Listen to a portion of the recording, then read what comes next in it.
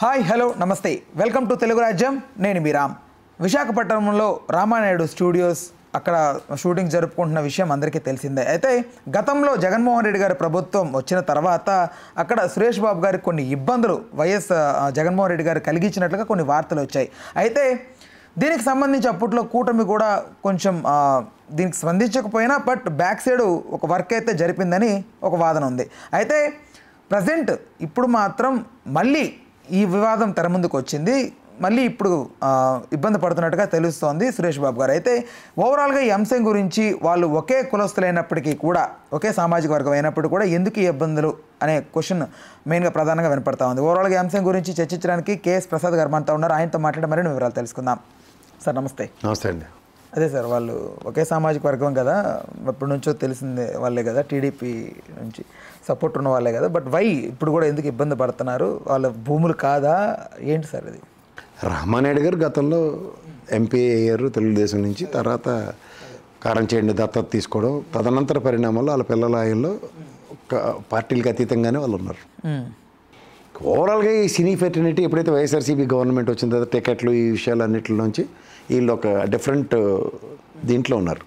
ఇప్పుడు రేవంత్ రెడ్డి గారి చుట్టూ నాగిని డ్యాన్స్ వేసినా సరే ఆ రోజు జగన్మోహన్ రెడ్డి గారు పిలిచి వెనకడికి ఏదో సామెత ఉంటొచ్చండి, పిలిచి పిల్లనిస్తే ఏదో తక్కువ అన్నారట. అలాగా ఆయన చేయవలసిన మర్యాద చేసినా సరే వీళ్ళకి ఎవరికి కడుపు మంటలతో వాడైతే నేను ఇంకో సినిమాలు తీయను, ఎవడికొద్దరేం తీస్తే ఎంత తీపోతే అంత, గవర్నమెంట్ మారేదాకా నేను ఆడికి వెళ్ళను అని వీళ్ళందరూ మాట్లాడిన మాటలు, ముఖ్యంగా మురళీమోహన్ లాంటి వ్యక్తి ప్రవర్తించిన తీరు, ఆయన మాడిన మాటలు ఇవన్నీ అందరూ చర్చనీయాంశాలు చేసి వదిలేశారు.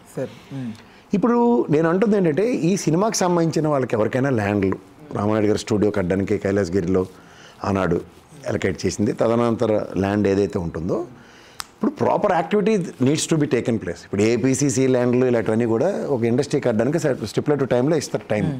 ఆ టైంలో లేకపోతే మళ్ళీ వెనక్కి వస్తాయి ల్యాండ్లు. అట్లా స్టూడియో కట్టమని ఇచ్చేసినప్పుడు కులం అయితేనేటి మతం అయితేనేటి ఒకటి లెక్క. ఈ టెన్యూర్లో కట్టగలిగారు లేదా, కట్టలేనప్పుడు ఆ ల్యాండ్ మళ్ళీ ప్రభుత్వానికే చెందుతుంది. అది ఏ ప్రభుత్వం అయినా సరే. మీరు ఏదో ఇప్పుడు వీళ్ళు వచ్చారు కాబట్టి కులం రంగు వేయడం, గతంలో వైఎస్ఆర్సీపీ వీళ్ళకి నచ్చలేదు కాబట్టి వాళ్ళ మీద చెత్తలు, these are all utter nonsense.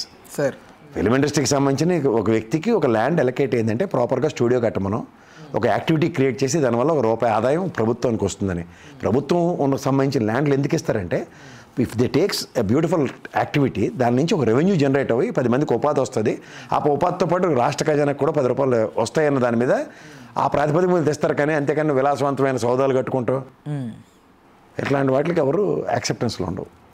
So అంచేత రామానాయుడు గారికి సంబంధించిన స్టూడియో ఏదైతే ఉందో అక్కడ జరుగుతున్న యాక్టివిటీస్తో ప్రభుత్వానికి ఎంత వస్తున్నాయి, తర్వాత ఎక్సెస్ ల్యాండ్ ఏదైతే ఇచ్చారో దానివల్ల ఏమైనా తిరిగి ఉద్ధరిస్తున్నారా, ఊళ్ళు వెళ్తున్నారా అన్న దగ్గర ఏ ప్రభుత్వమైనా తీసుకున్న నిర్ణయం అలాగే ఉంటుంది. సార్ అంటే జగన్మోహన్ రెడ్డి గారు ఆ టికెట్స్ ప్రైస్ గురించి సంబంధించి స్టార్స్ అందరూ వెళ్ళి కలుస్తున్న టైంలో ఒక మాట చెప్పారు, ప్లీజ్ మీరు రండి, మీకు ల్యాండ్ కావాలంటే ఇస్తాను, మీకు ఏం కావాలన్నా కూడా హెల్ప్ చేస్తాను గవర్నమెంట్ నుంచి అన్నారు. బట్ ఏ ఇబ్బందులు పెట్టారని సార్ వాళ్ళు అంతగా ఇష్యూ అయింది ఆ టైంలో? మీకు మాట చెప్పనా, మహానుభావుడు రామారావు గారు, నాగేశ్వరరావు గారు, ఆనాడు కృష్ణ గారు, సోమన్ బాబు గారు లాంటి అతిరేత మహారథులు ఆ రోజు నడుం బిగించి తెలుగు పరిశ్రమ ఇక్కడికి రావాలి, ఆంధ్రాకి రావాలి అన్న దగ్గర హైదరాబాదుగా దీన్ని డెవలప్ చేసుకున్న దగ్గర ఇక్కడ మీరు చెప్తే అందరూ స్టూడియోలు కట్టుకుని చిత్రపురి కాలనీ లాంటిది ఏకంగా సినీ ఫెటర్నిటీ కోసం ఎట్లాంటిదో ఇవన్నీ మీరు డిఫరెంట్ డైమెన్షన్స్లో సమైక్య రాష్ట్రంలో చూశారు. కానీ ఇక్కడ ఉన్న పలంగా తట్టబట్ట సర్దుకుని ఆడికి వెళ్ళిపోయేంత ఔదార్యం రామారావు గారు లాంటి వ్యక్తికి చెల్లింది. కానీ ఇక్కడ ఉన్న వాళ్ళు ఎవరికి అందరూ స్వార్థపరులు. వీళ్ళందరూ రియల్ ఎస్టేట్ వ్యాపారంలో ఇప్పుడు జేబేరీ ఉంది, మొత్తం గడపరేసి దొరికినట్టు. అలాగే నాగార్జున ఆయన కూడా రియల్ ఎస్టేట్లో ఉన్నారు. వీళ్ళందరూ నెంబర్ 2 వ్యాపారాలు బ్రహ్మాండంగా చేస్తుంటే, నెంబర్ 2 అంటే నెగిటివ్ కాదు, ఒకటి సినీ పరిశ్రమకు సంబంధించి, రెండోది ఏదో ఇప్పుడు చూడండి యూఎస్లో అట్లా చదువుకోవడానికి వెళ్తూ 2 జాబులు చేసి పాపం పూట గడుపుకున్నట్టు వీళ్ళు ఒక పక్క సినీ పరిశ్రమ, రెండో పక్క రియల్ ఎస్టేట్ చేసి ఇక్కడ ఆకాశ సౌదాలతోనూ ఇక్కడ కళకళలాడుతున్న దగ్గర తట్టబుట్ట చదువుకుని ఆడికి వెళ్ళి మళ్ళీ మొదలెట్టంటే వీళ్ళందరూ 70 ఏళ్ళు పై చీలుకున్న వాళ్ళు ఎవడో అందరూ రంగులు వేసుకుని మనకి నెత్తికి రంగు వేసి మనం ఉద్ధరించడానికి వచ్చిన వాళ్ళే తప్ప వీళ్ళందరిది రిటైర్మెంట్ బ్యాచ్. ఈ రిటైర్మెంట్ బ్యాచ్తో అక్కడ ఉన్నప్పుడు రామారావు గారు లాగా చేవ తెగు ఉన్నాడు ఎవడని ఉంటే అలాంటి జరుగుతాయి. లేనప్పుడు అంతా ఇప్పుడు ఆ తదనంతరం దాసరి నారాయణరావు గారు లాంటి వ్యక్తి ఒక నిలువెత్తు మనిషి ఉండేవాడు ఇండస్ట్రీకి. ఇప్పుడు ఎవరిగాడే ఏమైనా తీరే అంటే చిరంజీవి గారు పెద్దగా చెప్పుకుంటారు, ఏదో పెద్ద మనిషి కాబట్టి పెద్ద రకం అంటున్నారు తప్ప వెనకాల ర్యాలీ అయిపోయి తీరేపడిపోయింది ఎవరు లేరు. చిరంజీవి గారు గౌరవిస్తారు, పెద్ద మనిషి అంటారు.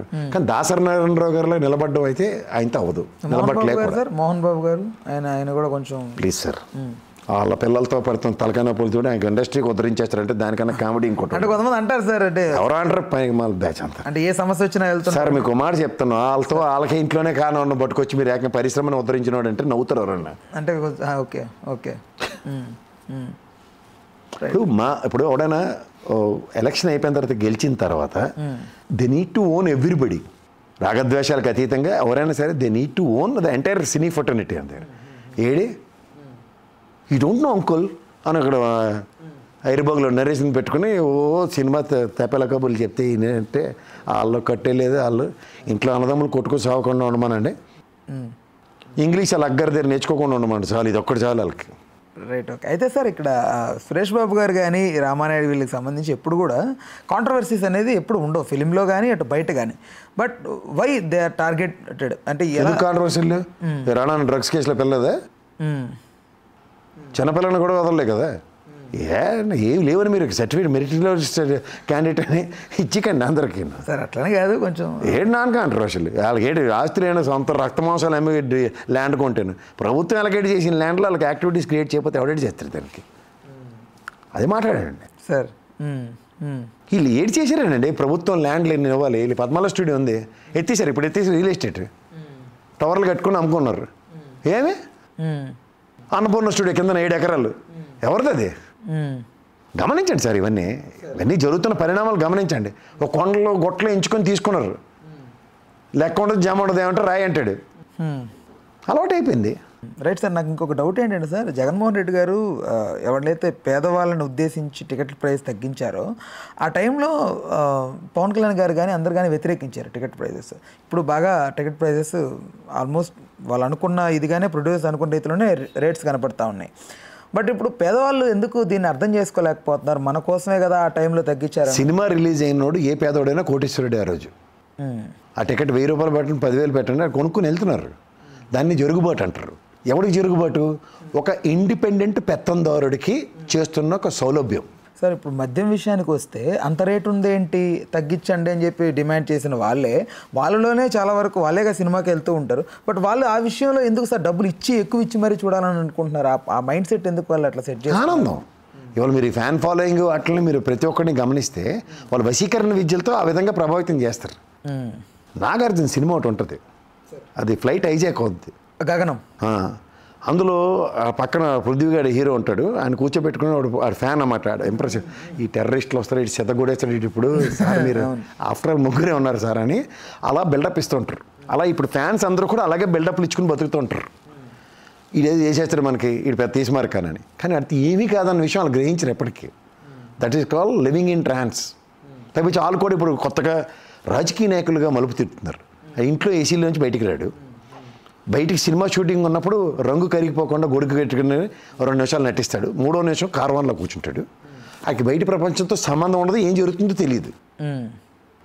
దానికి తగ్గట్టు ప్రాపర్గా చదువు సంజయ్ కూడా ఉండదు.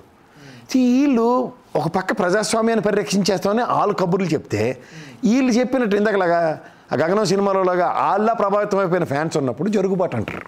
రైట్. ఆ జరుగుబాట్లు ఏమవుతుంది? అది కష్టం తెలియట్లే, వీడు ఊహించుకోవాలి.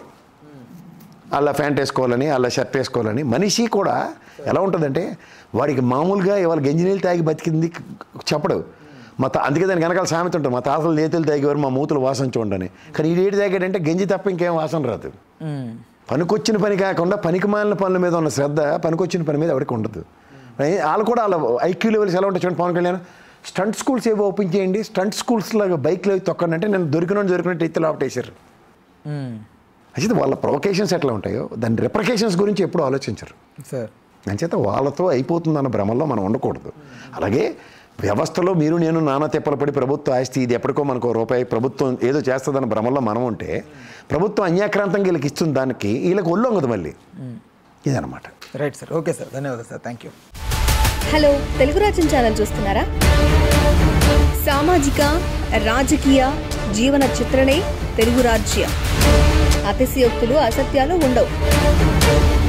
రాజకీయ కోణం కాదు, ప్రజా కోణమే కొలబద్ద. తెలుగు రాజ్యం వీక్షణ మీ ఉత్తమ అభిరుచికి నిదర్శనం.